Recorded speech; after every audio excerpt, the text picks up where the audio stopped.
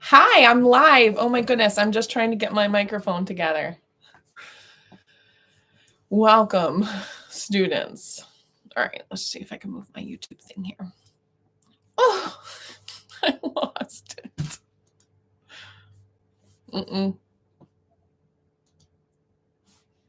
Oh, here it is. Okay, this is going to read real well. We're going to... That's what I wanted to do. All right, this is Professor Patti. Hi, welcome. I am coming to you live on Martin Luther King Day, working on getting my YouTube screen into my minimized screen and seeing if I can show you our syllabus this semester. Today we are looking at Advanced Generalist Practice with Communities. It's for spring of 2024. And if you've been tuned in, you know I got news that 10 p.m. before class started that we need to rework our final assignment, become a task stream assignment. So we're going to go over the syllabus and we're going to make syllabus changes. Fantastic. So welcome. I do have in Blackboard and on the syllabus a link to, I use Motion for my scheduling. So if you would like to meet with me, which is a requirement for this course, you can use the Motion app to schedule with me for 30 minutes, but you don't need to just do it one time this semester. As we're about to go over, a big part of the way that I educate you this semester is by mentoring you about your final assignment. So if you wait until the last week of class, I'm going to give you not a lot of direction, not a lot of mentoring, and not a lot of feedback, which is not ideal because you're paying so much money for this graduate degree. So let's see what we're looking at. We are using Blackboard Learn as our course management system. Oh boy, blazing ahead till page 2. We have all of our social work competencies. Cut and paste these. You're going to want them for your documenting post-grad school for all of your licensure hours. These competencies really define what a social worker is. Why is a social worker different than a pastor? Why is a social worker different than a volunteer or a friendly helper? Or why is a social worker different than your therapist or your trainer? Why is a social worker different than a children's services worker? They are not the same thing, although we call them the same thing.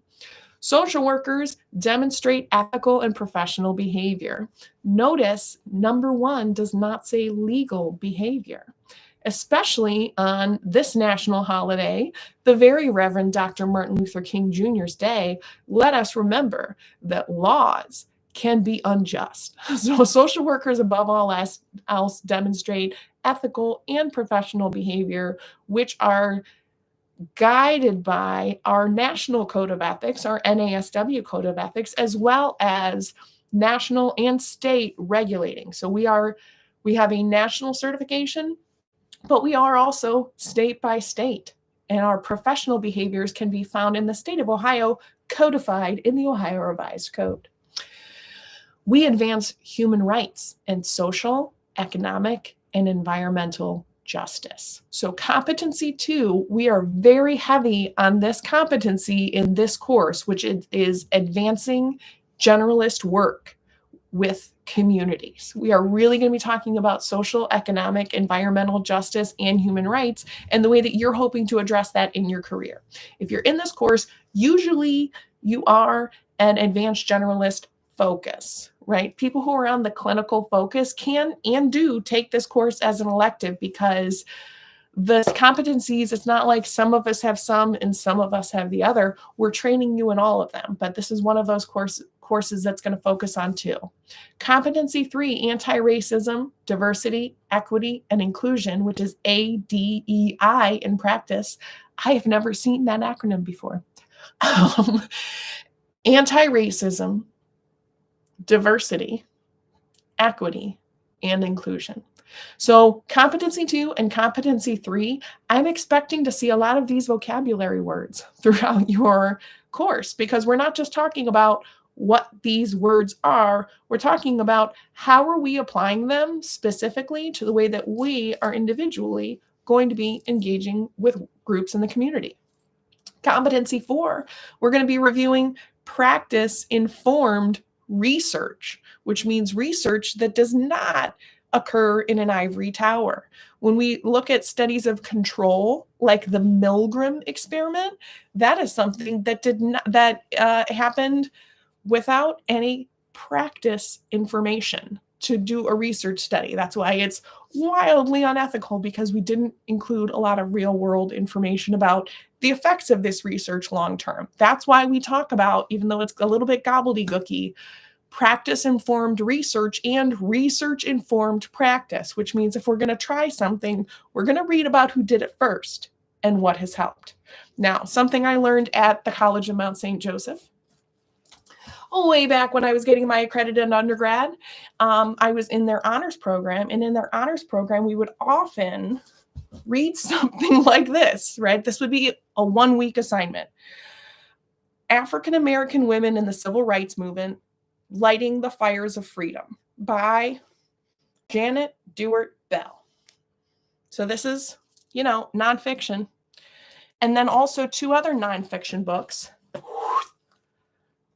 The Rabbi and the Reverend, Joaquin Prince, Martin Luther King Jr. and Their Fight Against Silence by Audrey Ades, as well as Unstoppable, How Bayard Rustin Organized the 1963 March on Washington, written by Michael G. Long. And they would say, here's your research. Now write us a paper tying them together. And I have to write a 6-page paper, right? That is a fantastic example of research-informed practice for you all to look at. How have people organized peacefully and lit the fires of freedom? That is competency 4 in a nutshell. So let's not overthink it. But these are the concepts I'm going to be asking you. How do you do it? You might be saying, I am demonstrating competency 4 in my organizing by assigning this kind of a book club group. And maybe you do this for a month. We want real practical assignments. We want real practical community engaging techniques described in the assignments you're completing this semester. And if you need help, that's what all those 30-minute available time slots are for. 5, engaging in policy practice. Wouldn't we all love to do this? I hope so. Policy practice is something that just burned a fire in my heart from the moment I learned about it. Actually, in one of the honors courses I took at Mount St. Joe, it was called Christ in Latin Cultures. And it was studying liberation theology in Central America and the policies that threaten the Catholic Church and the reasons why people like Benedict XVI, that Pope who was elected after the fact, who was a cardinal after the time, that cardinal wrote all kinds of letters about how it was so bad because it was so revolutionary to say that the oppressor is oppressed, and the people who are in positions of power and are abusing that power, that interrupts your connection with divinity to oppress other people. Even in the year of our Lord 1999, when I was taking that course, the Catholic Church was saying, no, that's not a valid kind of theology. So engaging in policy practice is evaluating the policies that are providing equity, are prohibiting equity, and are prohibiting access to basic resources and human rights. That's the policy practice that I'm personally very invested in. What is the policy you're very invested in?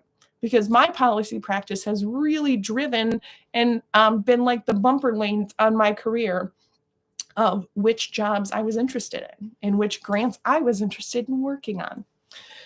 Engaging with individuals, families, groups, organizations, and communities. So 6, 7, 8, and 9 are very similar because all of them, as a social worker, all you have to be able to do is do all these things with an individual, a family, a group, an organization, and a community. So that's like the whole universe in every context. No problem. We can do it, right? Competency 6 is how do you engage those targets? 7, how do you assess those targets? 8, how do you intervene with those targets? And 9, how do you evaluate practice with those targets?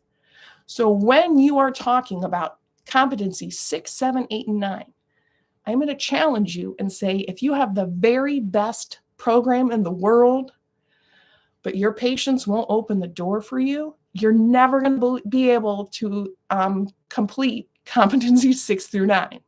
So I would really like, when you're talking about 6, 7, 8, and 9, thinking about how do we package this in a compassionate, inviting, welcoming way that helps our communities in this we're mostly talking about groups, organizations, and communities here.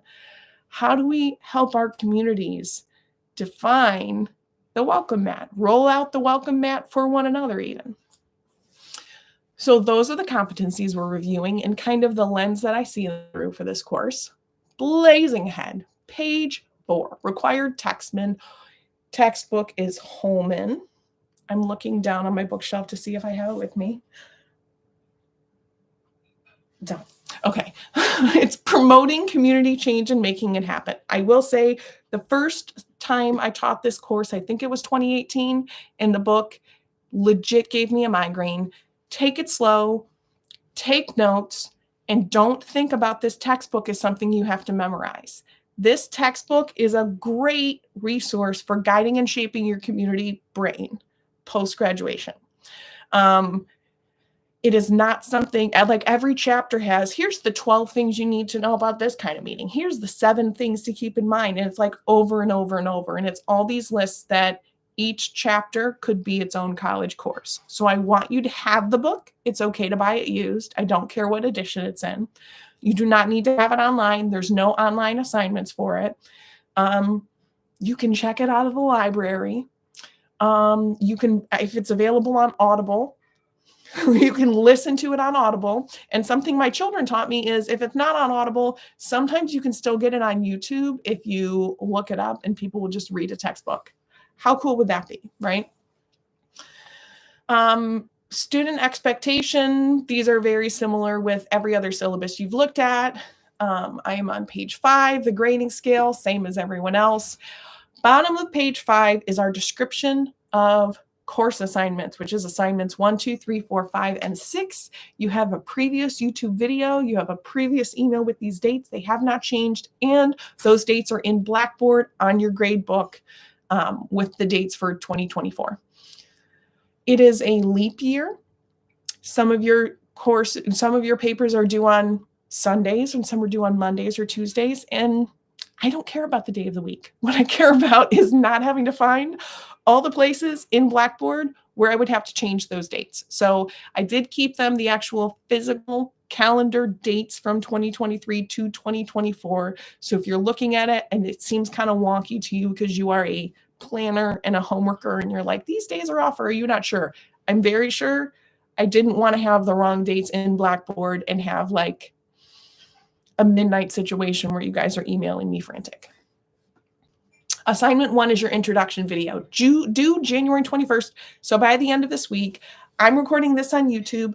You can record it on your phone and Dropbox it. I don't care. I strongly recommend YouTube because I'd like you to be familiar with it. That's why I'm creating my lectures in YouTube this semester, because I want you to be familiar with using open educational resources that you will have access to if you decide to open your own 501c3.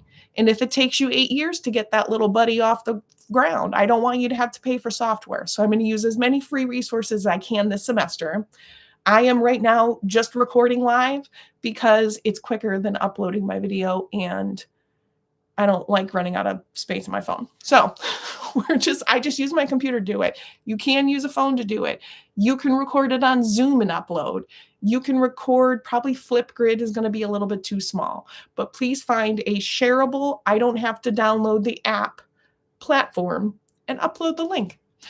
It should be 2 to 4 minutes in length and does not need to be final presentation quality. I want you, look at what I'm doing. No makeup. It's fine. Create, I'm sorry that you have to use Panopto.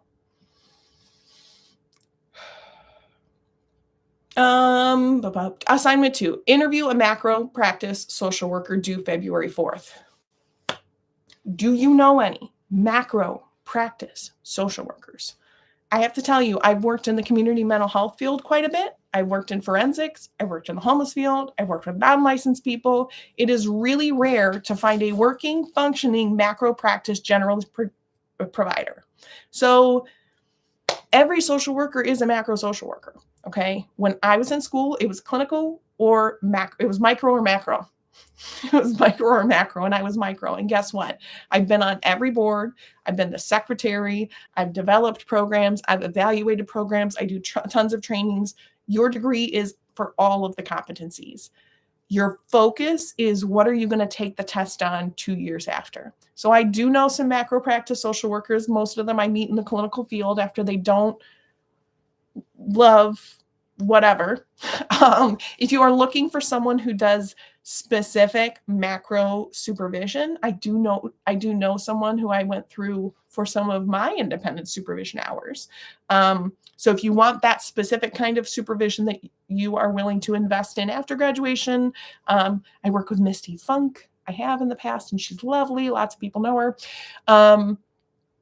But other than that, I don't know anyone who's actually taken and passed the generalist exam. I've only been doing this 25 years, folks. I would like you to talk with people if you are going to be working with a community.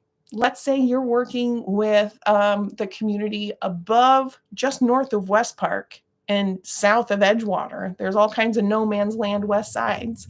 Let's say you are in that area. Maybe you go to the Bel Air Purist Development Corporation and you interview or you call and you talk to, I think it's Marty Sweeney, who's the council person over there, and you say, who is someone who engages people in the community?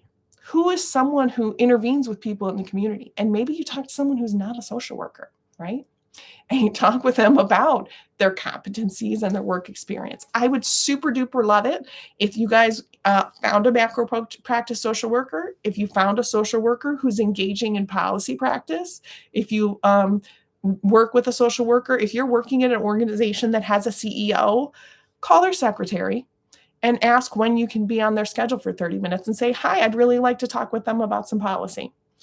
You can say, I'm interviewing people for a paper. They will have heard it before because guess what? Every CEO that I know has a master's degree and had to get it from somewhere. If you have a chief operating officer of your organization, you can call their secretary and ask to get on their schedule for a 30-minute interview. If you are working for a tiny agency who has an owner, you can say, I would really like to interview you for 30 minutes and think about the kind of information you're interested in. Now, you have to do this by February 4th. Hopefully, I will be inspiring you with some really great questions. I want this to be helpful to you. I want you to ask the questions about the informal power structures in your community. I want you to ask questions about equity and representation in their police force. I want you to ask questions about equity and representation on the board of directors and equal opportunities and equity in hiring practices and how we expand our welcome and how we expand, how we reduce barriers. Like, just ask about the questions you want to know. And if you need some suggestions, yet again, I'm here. All right. Assignment 3 is selecting a community and describing its characteristics and demographics. Maybe you don't know what you want to be when you grow up. Maybe you don't know where your career would want to be. But by February 18th at 11:59, you got to just pick one. And I will tell you that the practice of selecting a community and describing its characteristics and demographics based on the bullet points on page 7, you may pull out these 6 bullet points and you can just make them headings. Okay? You make them headings and write some paragraphs underneath each one, and that's lovely.